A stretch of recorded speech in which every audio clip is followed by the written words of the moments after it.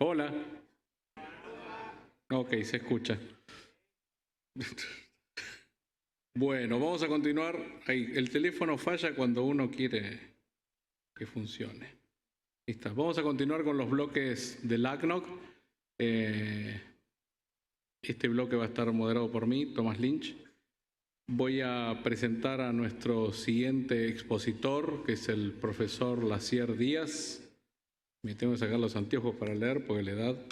Que es profesor y director técnico regulatorio y académico con foco en mejoramientos de los procesos de los proveedores de Internet. Nos va a hablar de una cosa que nos interesa muchísimo, cómo gastar poco y tener buenos recursos. Así que los dejo con Lacier.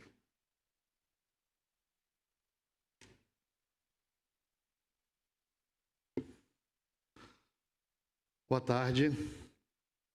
Vou falar portunhol meio diferente aqui, mas acredito que a gente vai conseguir se comunicar.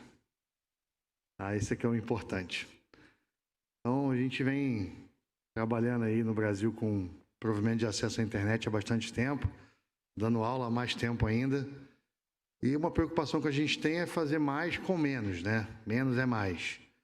Então, essa é a proposta que a gente vai apresentar para vocês aqui hoje, é você descobrir que você pode ter todos os recursos, ou pelo menos começar com os recursos de maneira correta, já usando os protocolos de maneira mais profissional, mesmo usando equipamentos com valores mais acessíveis, né?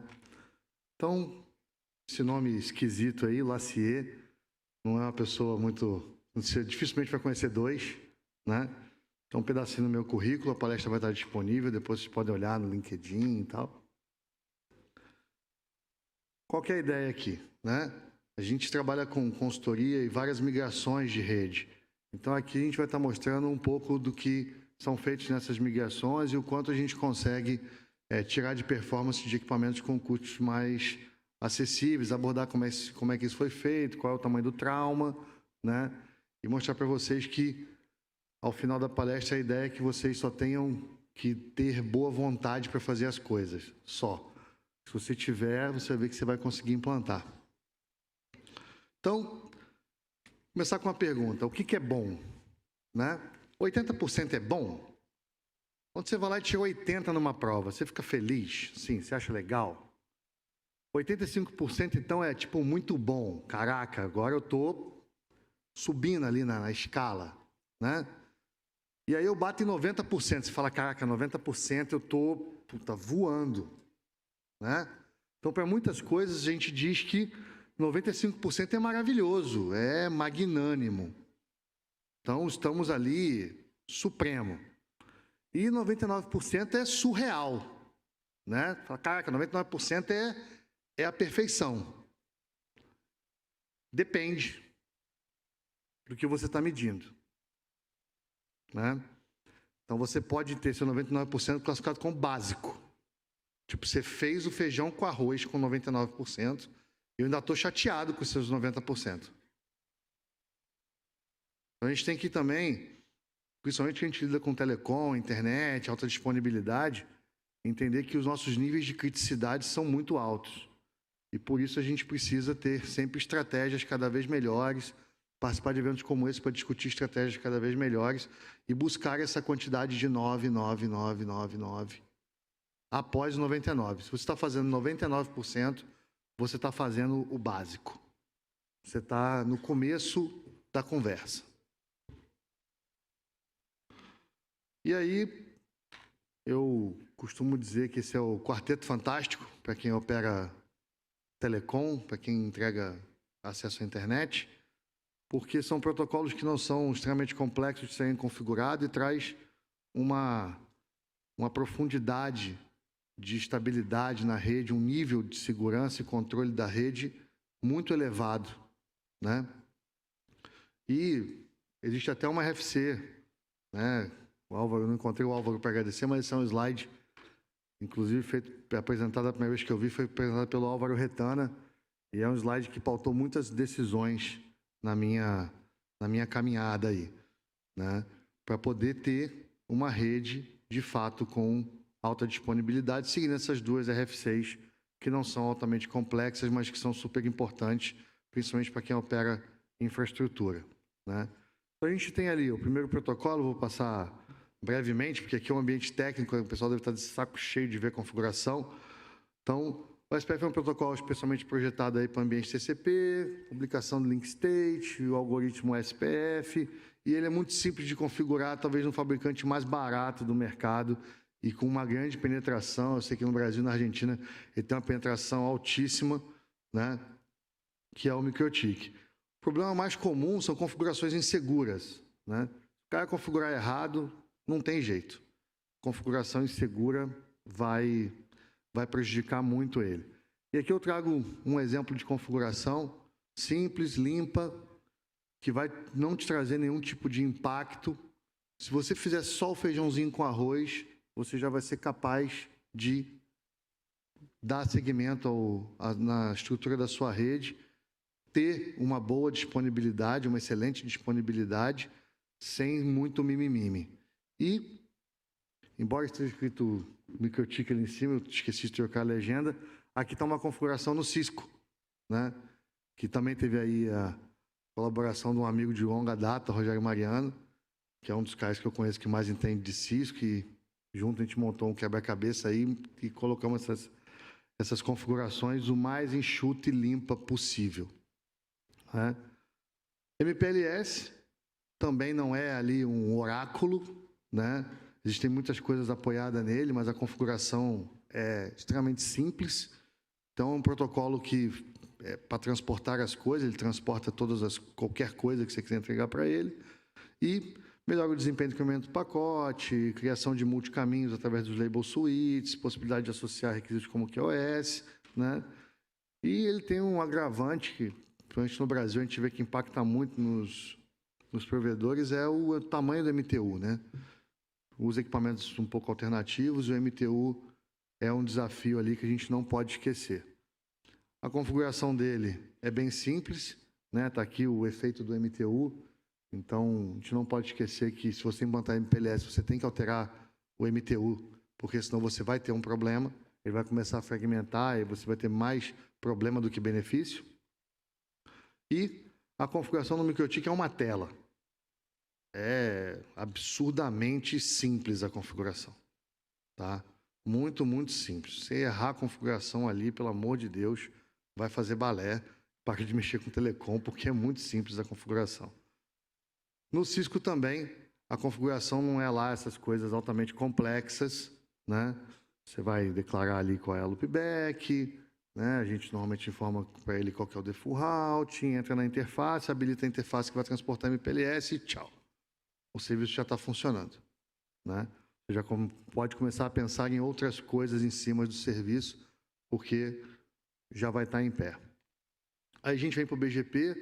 No caso aqui a gente vai ver o IBGP, que é um pouco mais simples, que o IBGP daria 2 horas aqui falando facilmente, né? O BGP é o protocolo aí que faz a interface com a internet, mas você também pode usar dentro da rede para começar a transportar algumas coisas que a gente conhece como AFI, que são os Address Family, né?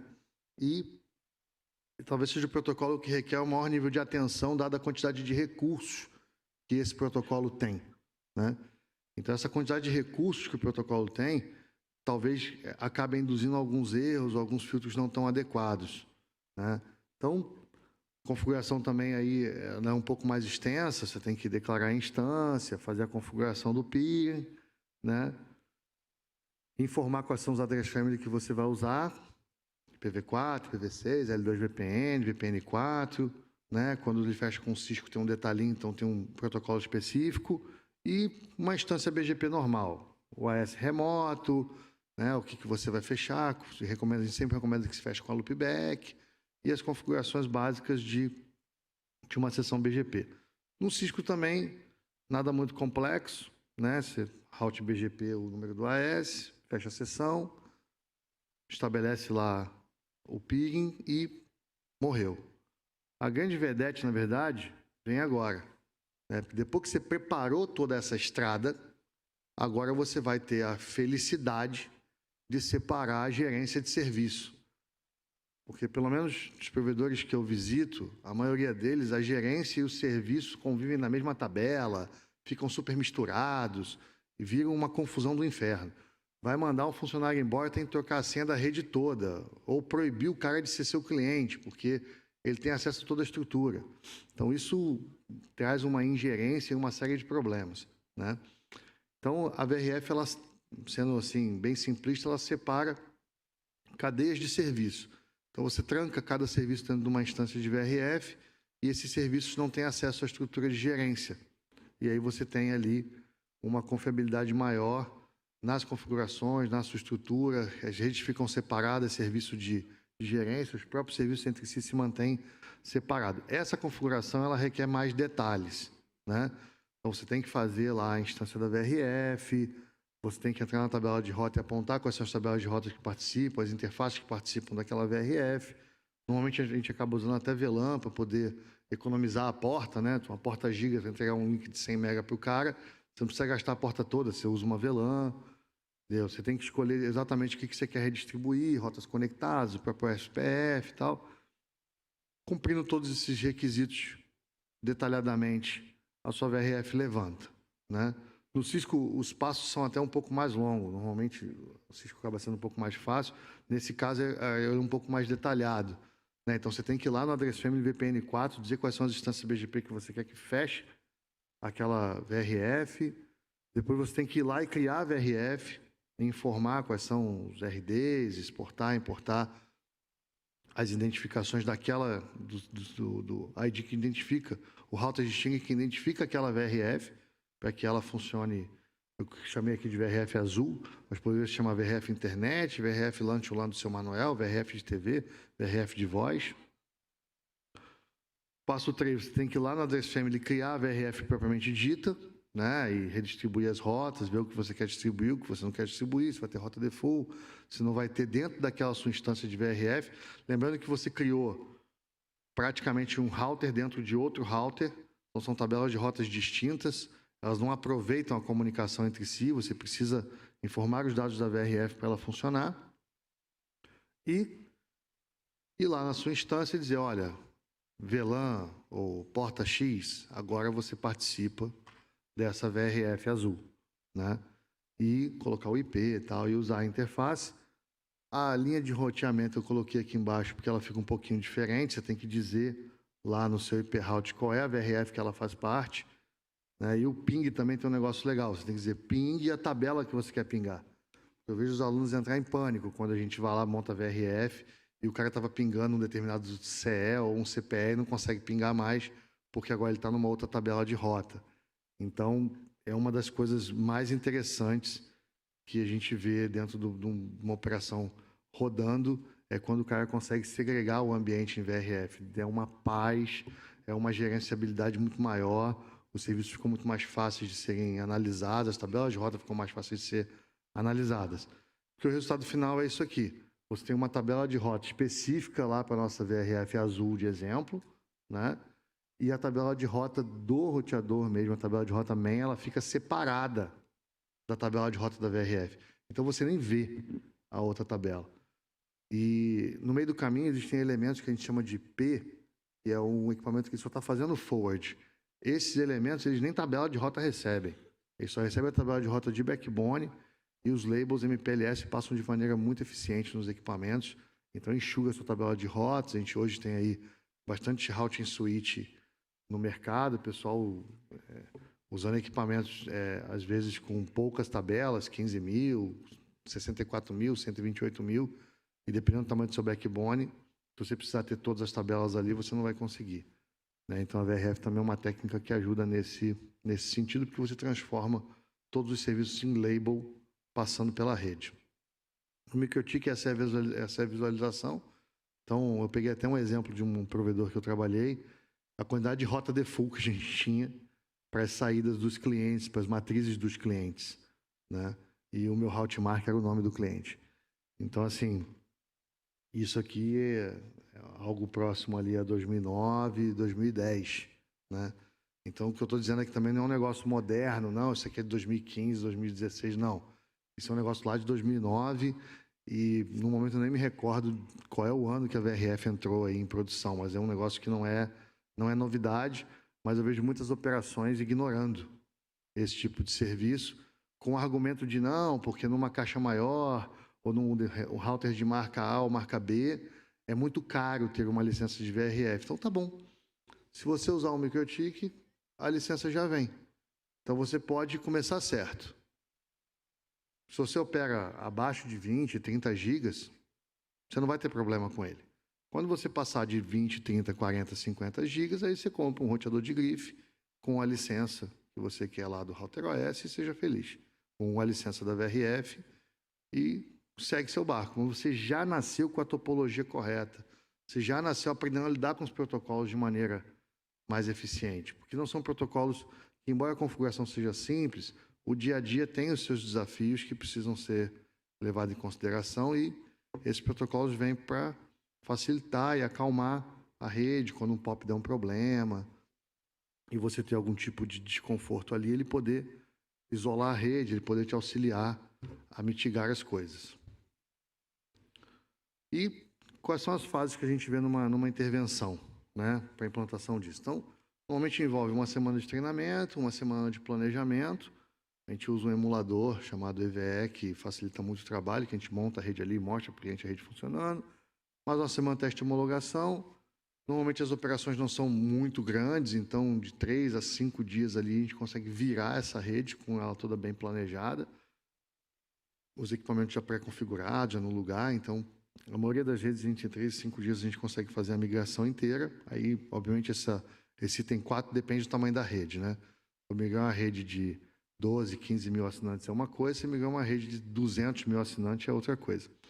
E tem sempre os ajustes fininhos ali para o final, né? Que também a gente coloca ali o prazo para ele. Por quê? Porque sempre em migração fica um rabinho solto ali, dando sopa, e a gente precisa ir lá e estancar esses detalhes da migração. Então, um pequeno roteiro.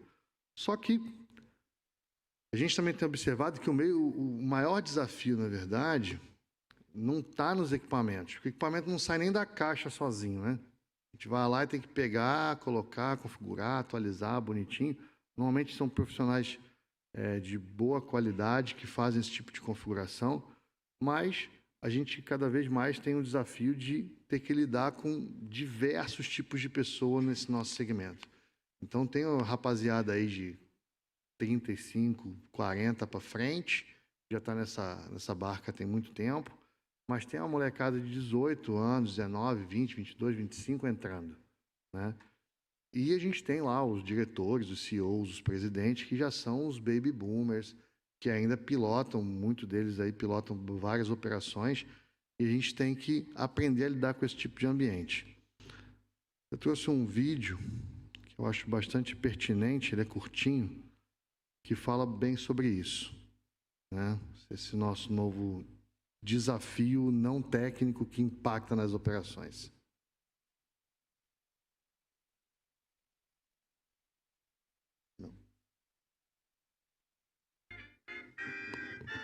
Rules were a lot clearer back then.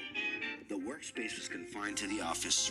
Responsibilities were individual-based and very specific, and you knew exactly the right time to start and finish your day. At that time, after the World Wars, the institution represented the security that everyone was dreaming about. Because of this, it made total sense to be a company man and respond well to linear and hierarchical structures. But be careful. Once you chose a career, it was a decision that would pretty much last for the rest of your life. Older workers would teach young ones because putting in long years of experience was essential if you wanted to grow within the company. Having a job would guarantee social status and was the first step towards marriage and a first kid 9 months later. Work didn't mix with personal life. No bringing work home. But baby boomers worked a lot. And this had to do with keeping a deep sense of discipline and honor. Day-to-day sacrifices guaranteed that the family would be taken care of, and they knew that a big payoff would come, even if it would take a while.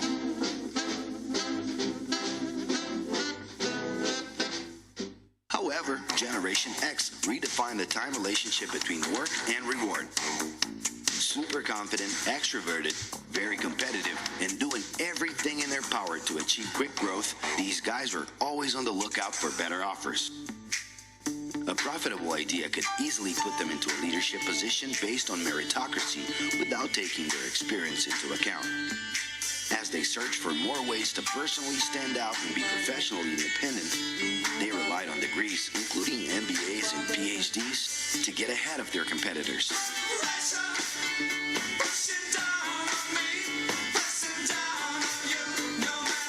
In this more individualistic style of thinking, a nice wardrobe and a business card can help them close better deals and expand their network.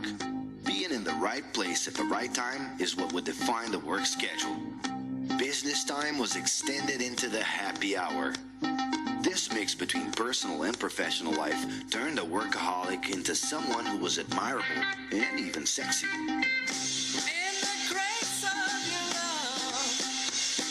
The winner was whoever could get onto the board of directors in the shortest time possible.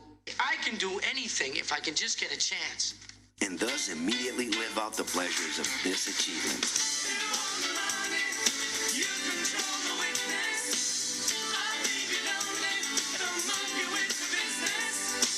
But today, the journey's a little different. It really seems more important to have fun on the ride than to make it to the final destination.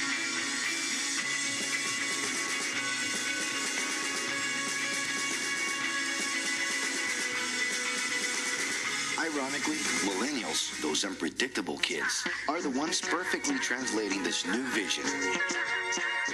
In a time when pleasure determines professional accomplishment, they know, like no one else, how to recognize opportunities that link passion with work. It's not right, but it's now or never. The creative economy, new professions, an entrepreneurship boom, and the new collective power are painting a brilliant and never-before-seen scenario. No wonder millennials are so impatient. The speed at which they connect with the world sets the pace for their work relations. Projects that only will make a difference in the long term just don't stimulate them. And they need constant feedback so they can feel that their efforts are being recognized. So? It's great. I love it. The traditional pyramid inside of companies doesn't really fit with these anxious young people. They're excited about working with older generations, but only if the relationship is on equal terms and with mutual respect. It's all about exchanging knowledge, no matter your age. Being that millennials find empowerment in discovering things on their own. It's natural for them to diversify their channels and seek out informal types of education instead of simply picking out a major. In the end, professional commitment is not just a norm. It's something that naturally comes from truly engaging experiences. Besides having a job, it's become more important to have a purpose that can be carried out in different forms at the same time. Mobility, shared workspaces, home offices, and the possibility to create your own hours make work always present, anytime and everywhere. For that reason, people with different work styles are having more freedom to tap into their talents, and even those with introverted personalities can transform their ideas into million-dollar businesses. Yes, you can stay in your pajamas as long as you maintain an updated and attractive profile across your social network.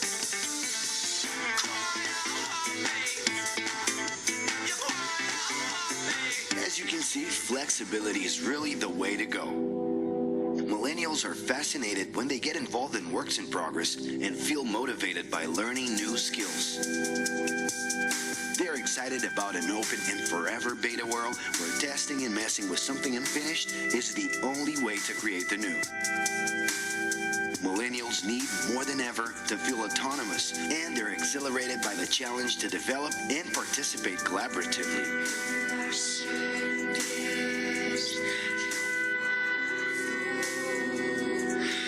Change change direction quickly and don't let attachments hold them back. It's about living better in the present with no illusion that the future can be controlled.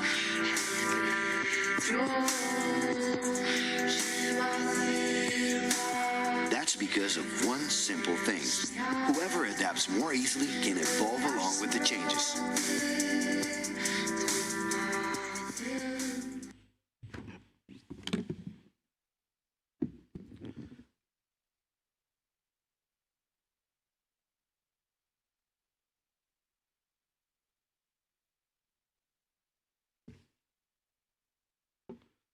E é isso aí, pessoal. Então, para obter a disponibilidade que dependemos de uma boa arquitetura de rede, porque, afinal de contas, os computadores e equipamentos estão lá trabalhando, né?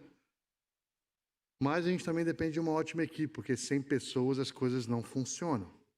E eu vejo que várias empresas aí sofrem com esse novo desafio de lidar com, mesmo a gente que trabalha com tecnologia, tem aí um grande desafio de conseguir agregar essas gerações, fazer com que elas convivam harmonicamente e a gente obtenha o sucesso no nosso time, no nosso negócio. Obrigado pela atenção de vocês. Dúvidas, anseios e angústias? Pode perguntar em português, espanhol, inglês, eu tenho foninho aqui. Olá, boa tarde. A pergunta é do Gregório Manzano. Lacier, quais são suas recomendações para o planejamento futuro de recursos lógicos, VLANs, SDPS, etc., em uma rede MPLS?